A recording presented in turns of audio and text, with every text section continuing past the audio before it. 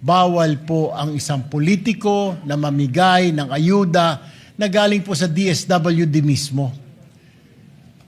Yun po yung pinagkatatalunan po namin kanina pa po.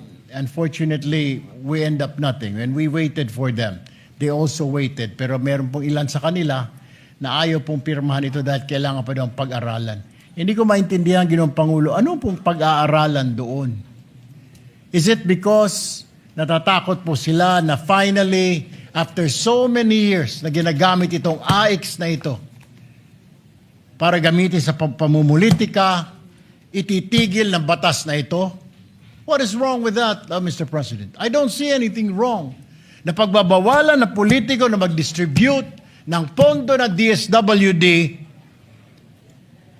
for his personal gains. Well, I don't see the logic, Mr. President. Number one, hindi po natin pondo yan DSWD, AIX na yan.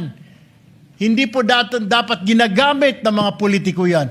Dapat ang DSWD ang namimigay lang yan o ang executive department, ang Pangulo, dahil siya po ang head ng lahat ng agencies.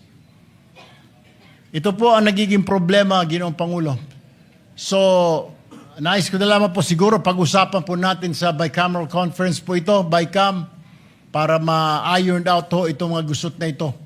Pero ito lamang po ang Section 17 na ayaw po nila at pinapaalis po na hindi naman po tayo pumapayag dahil inaprubahan po natin dito sa Senado na ilagyan po yung clause na yan.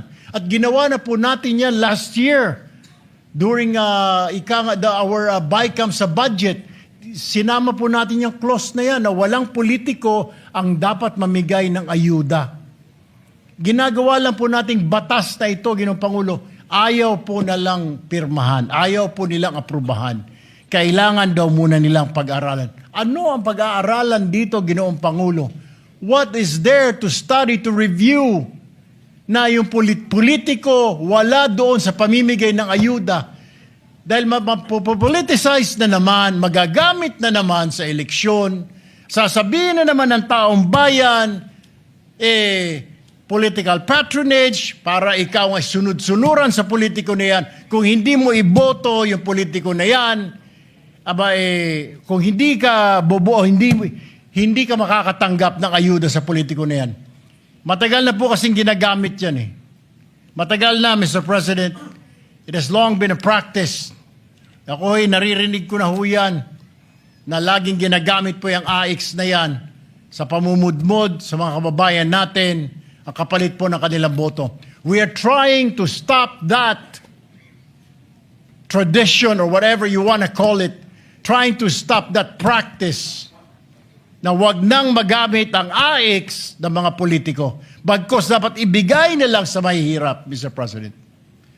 And I'm sorry, Mr. President, that all of us waited for several hours, hoping that our counterpart would approve that. Unfortunately, it did not happen today. That's all, Mr. President.